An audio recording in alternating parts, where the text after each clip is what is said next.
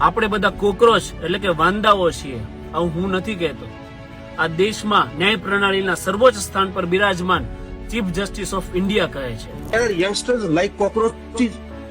They don't get any employment. They don't have any place in profession. Some of them become media. Some of them become social media. Some of them become RTI activists. Some of them become another activists, and they start attacking everyone. મુખ્ય ન્યાયાધીશના કહેવા મુજબ આ દેશનો યુવાન જે social media ઉપર સરકાર સામે વિરોધ કરે છે, એ યુવાન પાસે નોકરી ધંધો નથી, કોઈ રોજગાર નથી, અને એ આ સિસ્ટમમાં માત્ર ને માત્ર એક કોકરોચ છે.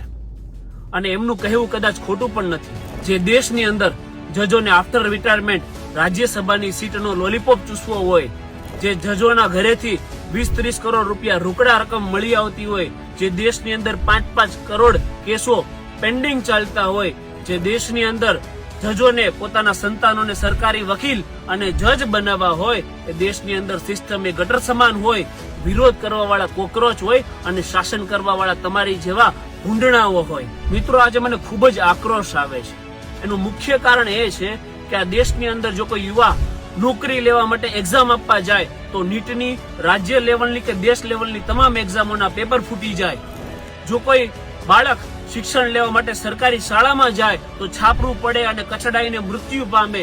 આ દેશની અંદર ડગલે ને પગલે તમારે મસ્ત મોટો ભ્રષ્ટાચાર આપવો પડે. આ દેશની અંદર શિક્ષણ અને આરોગ્ય શૂન્ય હોય તો એવા કેસોની અંદર શિયો મોટો લઈ અને જજો દ્વારા સરકારોને ખખડાવી જોઈએ, પણ એવું નહીં થાય. આ દેશમાં શું થશે કે જો કોઈ યુવાન એ વિરોધ કરશે, એની પાસે ના તો પોલિટિક્સ છે, ના પાવર છે, ના પૈસા છે, ના કોઈ ઓળખાણ છે, એમ છતાં પણ એ વિરોધ કરે છે, થોડા ઘણા પૈસા ભેગા કરે છે અને એક વકીલ રાખી અને કોર્ટ સમક્ષ જાય કે અમને ત્યાંથી ન્યાય મળશે, ત્યારે એને ન્યાય નહીં પરંતુ એને ડીમોટિવેટ કરવામાં આવે છે.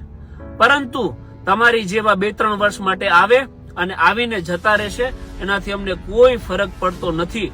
જ્યાં સુધી અમારા લોહીમાં, અમારી નસોમાં કસુંબીનો રંગ વહે છે ને, ત્યાં સુધી અમે આ દેશને સાફ સુથરો ક્લીન સમુંદર બનવા માટે હંમેશા મથતા રહીશું. અમારામાં પ્રાણ છે ત્યાં સુધી અમે લડતા રહીશું. એ સાથે ઇન્કલાબ જિંદાબાદ, ભારત માતા કી જય. આપણે બધા કોકરોચ એટલે કે વાંદાઓ છીએ, આવું હું નથી કહેતો. આ દેશમાં ન્યાય પ્રણાલીના સર્વોચ્ચ સ્થાન પર બિરાજમાન ચીફ જસ્ટિસ ઓફ ઇન્ડિયા કહે છે.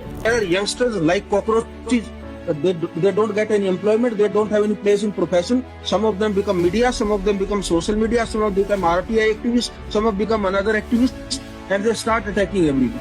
મુખ્ય ન્યાયાધીશના કહેવા મુજબ આ દેશનો યુવાન જે સોશિયલ મીડિયા ઉપર સરકાર સામે વિરોધ કરે છે, એ યુવાન પાસે નોકરી ધંધો નથી, કોઈ રોજગાર નથી, અને એ આ સિસ્ટમમાં માત્ર ને માત્ર એક કોકરોચ છે.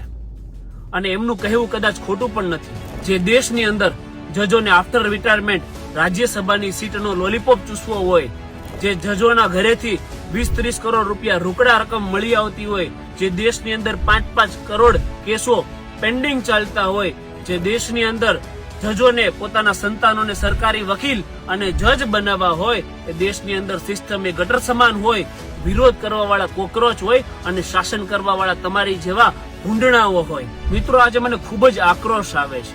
એનું મુખ્ય કારણ એ છે કે આ દેશની અંદર જો કોઈ યુવા નોકરી લેવા માટે એક્ઝામ આપવા જાય તો નીટની રાજ્ય લેવલની કે દેશ લેવલની તમામ એક્ઝામોના પેપર ફૂટી જાય. જો કોઈ બાળક શિક્ષણ લેવા માટે સરકારી શાળામાં જાય તો છાપરું પડે અને કચડાઈને મૃત્યુ પામે.